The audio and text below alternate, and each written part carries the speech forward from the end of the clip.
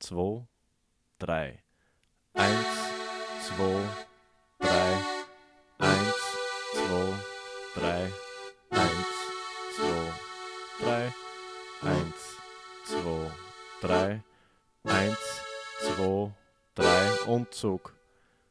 1, 2, 3. 1, 2, 3. 1, 2, 3.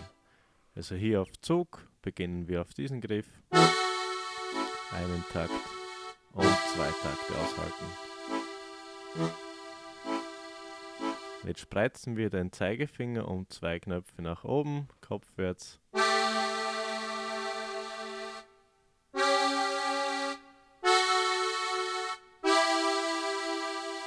Noch einmal.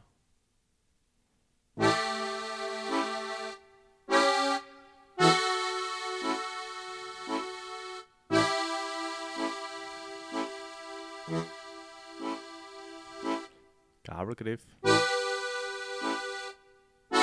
und Druck. Dann 3 Takte aushalten. Dann beginnt das Stück von vorne.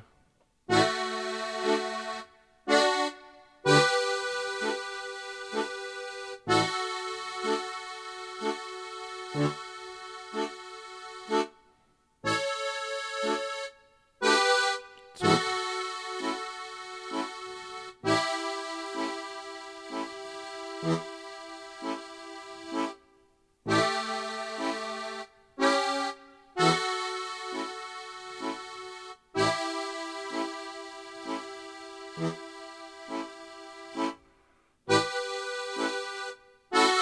Und Druck.